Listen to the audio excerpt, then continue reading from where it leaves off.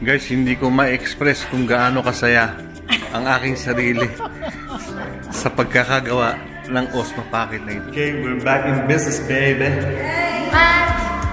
Andito na ulit tayo. Gamit na ulit si Osmo. Magana na siya ulit. Abangan nyo ang mga susunod pang mga iba-vlog gamit si DJI Osmo Pocket 1. Yeah! Sorry, sinabi ko pa yung one. Sa episode na ito, makikita nyo ang masayang kulitan at sleepover namin sa bahay nila Pastor Teng at ni Ate Salvi. At makikita nyo rin si Mochi na napaka-cute.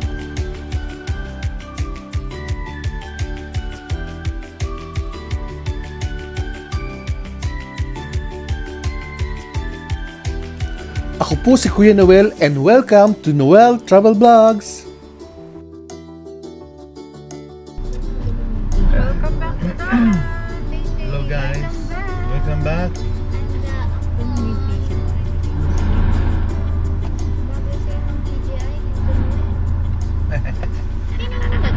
Yes, DJI. Yes! Yung battery ko, gagana na mamaya ang DJI ko. Yes! DJI Osmo Pocket 1. Yes, dinala ko dito. Hindi makakalimutan. Makakalimutan. Sabi ko, may experience niya. Dinala ko na, guys! Soon sa bahay. Kaya sabi niya, hindi, pinapupunta na doon. Kagabi pa lang po eh. Wag na po tayo mag-zoom. Unboxing. Guys, ito nasira yung battery pero excited na tayong tuklasin kung talagang gagana yung binili natin sa Pinas. Sa Shopee. Ayaw, di ma!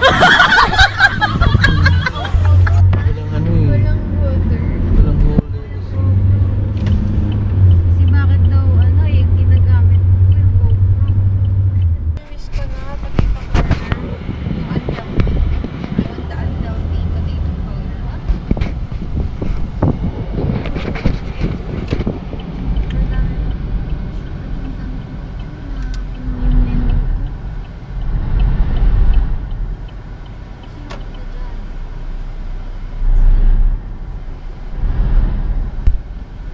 Dito lahat sila. Hindi po ako babarada. Sabi, wow. Nagdadrive na. Ang ganda pa. No! Sino po? Si Tito Joel, dati pa. Dati pa, yung comment niya doon sa YouTube natin. Si Tita Ellen po ata yun. Ah, si Tita Ellen ba yun?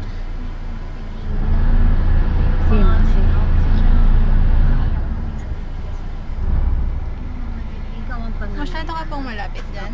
Hindi. Tama lang. Tama. Kasi ako po niya. Okay, alright. Guys, nakarating na tayo. Tiga, pasok na tayo doon. Kasi mag-zoom na tayo.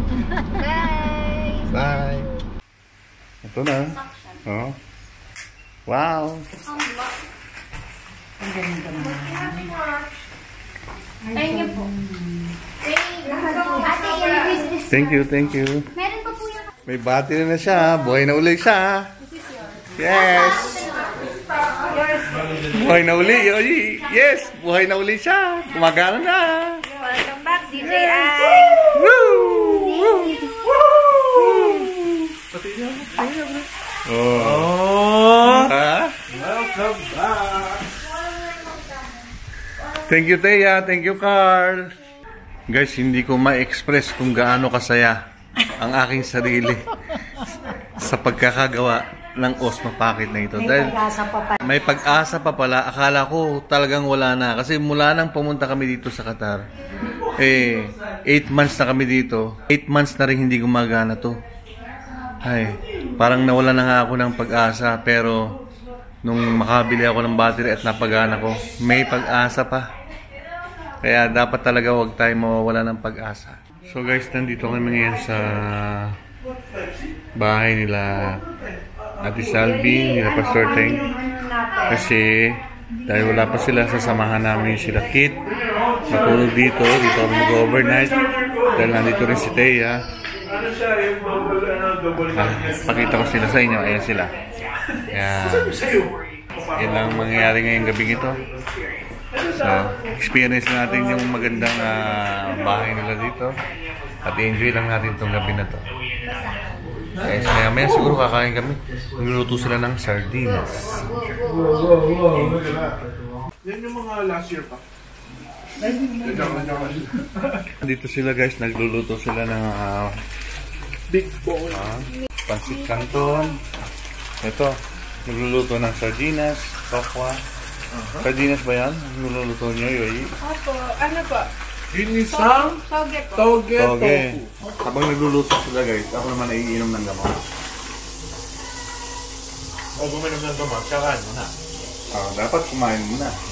So, dapat tumubo tayo ng labog. Ng labog. So, ito. Yes.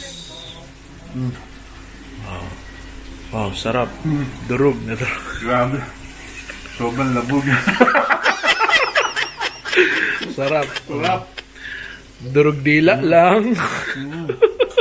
Ito yung tinatalagang literal na Yeah. it melts in your mouth.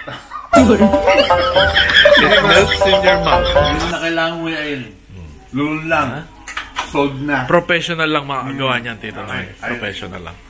So, inom na tayo ng gamot. Inom na ang gamot. So, ito na guys. Inunin natin yung ating maintenance.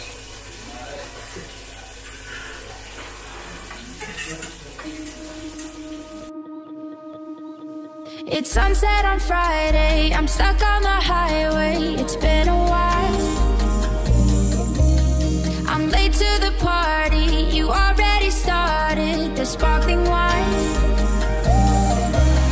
I need to find a spark to keep me from the dark. I'm looking for a fire start tonight to light me up all around. 'Cause you're the only one I'm thinking of. Don't let me burn to the ground. I wasted time, these city lights. Guys, tapos na kaming kumain. Ngayon, halos tulog na silang lahat. Pero kung ginagawa ko, ito, nagtsatsa pa ako. Hindi pa ako kaagad natulog kasi gabi na kami kumain, 11 na. So, kailangan ko medyo magpababa muna ng kinain. So, kailangan magtsaa na lang muna. At nanonood ako ng YouTube at tingnan nyo kung ano yung pinanonood ko. Yan guys, siya yung pinanonood ko. Yan guys, pinanonood ko si Mayor TV kasi siguro pagdating ng panahon na baka makauwi kami ng Pinas, bala kong bumili ng minivan.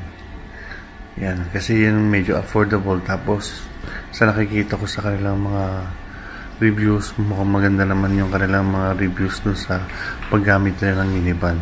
Nagagamit siya sa mga negosyo, panghakot, kung ano-ano pa. Pwedeng pampamilya, pwedeng pang camping, pwedeng pang negosyo. Kaya subukan natin magkaroon ng minivan. Pero hindi pa siguro ngayon, siguro sa mga darating pampanahon.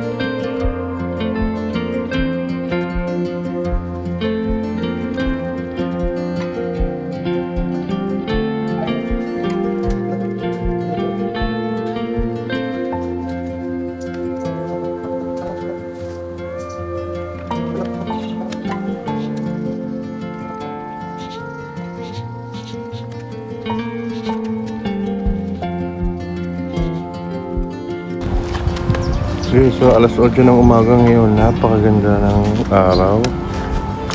Ngayon lang, napakainit na. Kung gaano kainit dito, gano'n namang nag-ulan naman sa atin sa Pinas. Mga bumabagyo pa. Pero dito, sobrang init. Maabot na ng mga 45 degrees to 50 pagtanghali. Ang init. Ano bang kinakain ito si Mochi? May kinakain eh, oh. Ano? Pero kahit mainit, tignan nyo, oh. May mga ibon.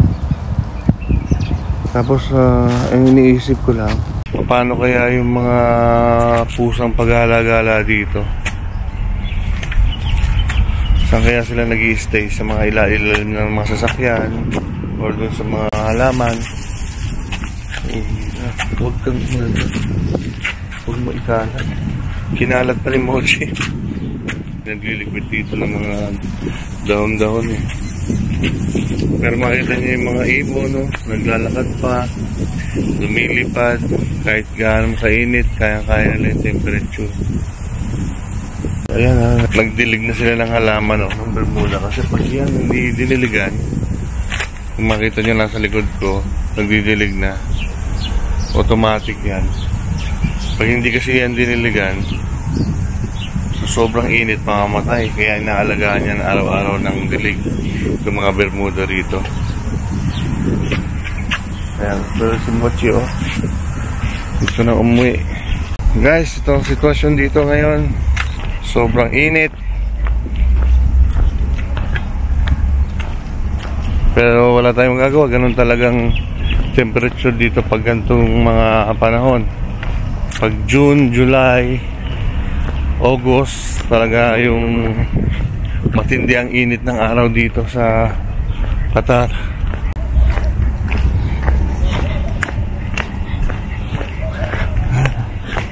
Dati pag lumalabas ako dito, nakikita ko pag-gala-gala maraming pusa dito.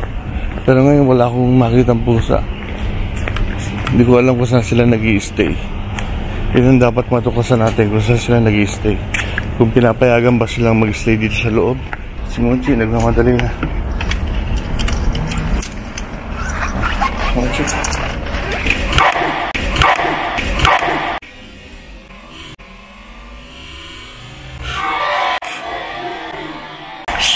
Ito pala dito. Ayan. Ayan, nasagot na yung ano. Katanungan natin mga kaibigan kung saan nag-i-stay mga pusa pag mainit. Panahon, dito pala sa loob nakiki-stay yung mga pusa. Katulad ng isang pusa sa labas, nandun lang sa may lilim, pero ito na dito sa loob. Inaway pa si Mochi. Okay. Yes. Punta na tayo. Inaway si Mochi ng pusa.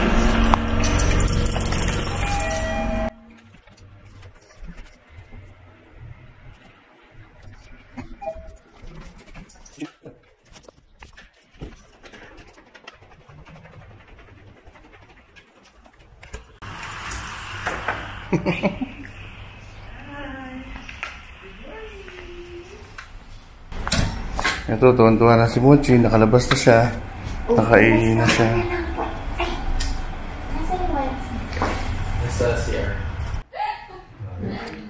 Okay guys, kain na muna tayong tanghali. Tanghalian na eh. Kain na muna tayo.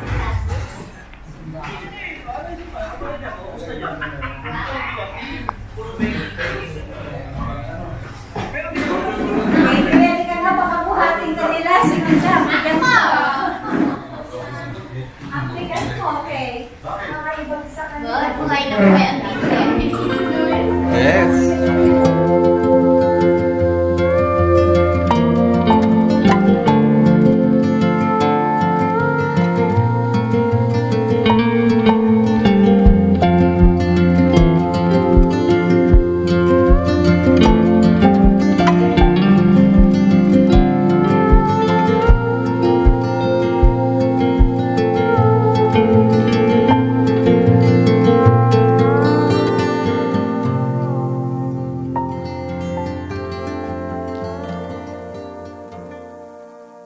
Okay, we're back in business, baby.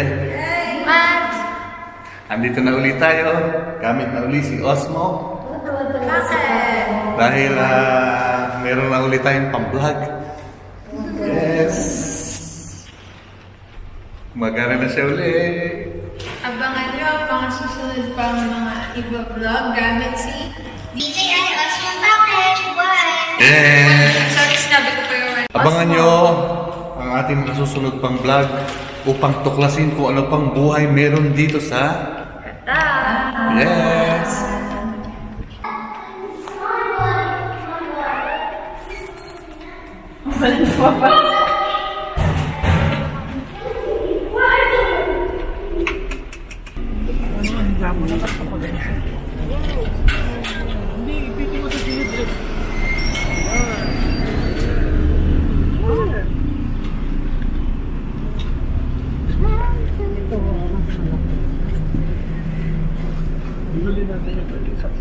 Mistisa. Ay, paano? Driver na, oh. Tingnan niya yung nasa likod Hindi niya. difference ang sinyelas mo. Doon sa linya na, nandun. Oy, tingnan niya baka Oh my God na. Umiiyak na yung mga sa likod niya dyan. Si Honey, sumakit yung chan. Sa nervyos.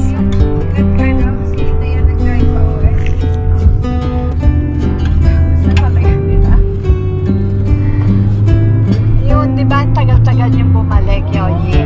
Sabi ko, bakit naman ang tagal niya?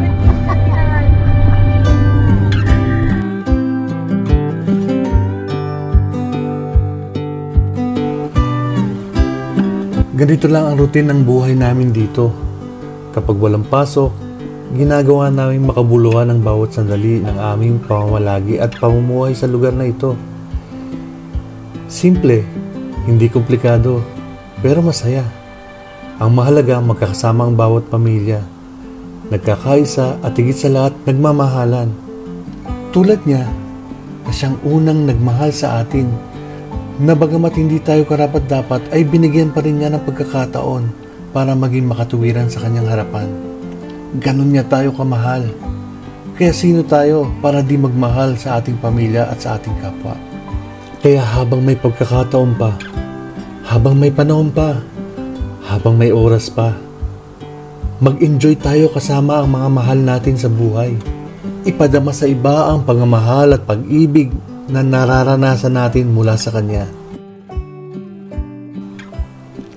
Ako po si Kuya Noel at ito ang Noel Travel Vlogs. At kung nakarating kayo sa punto ng video na ito, na alam ko naman kasi nanonood pa rin kayo hanggang ngayon, ay baka naman po pwedeng paki-like, share, and subscribe ang video na ito at pakipindot na rin ang notification bell para maging lagi kayong updated sa mga video na i-upload ko pa. Maraming salamat po muli.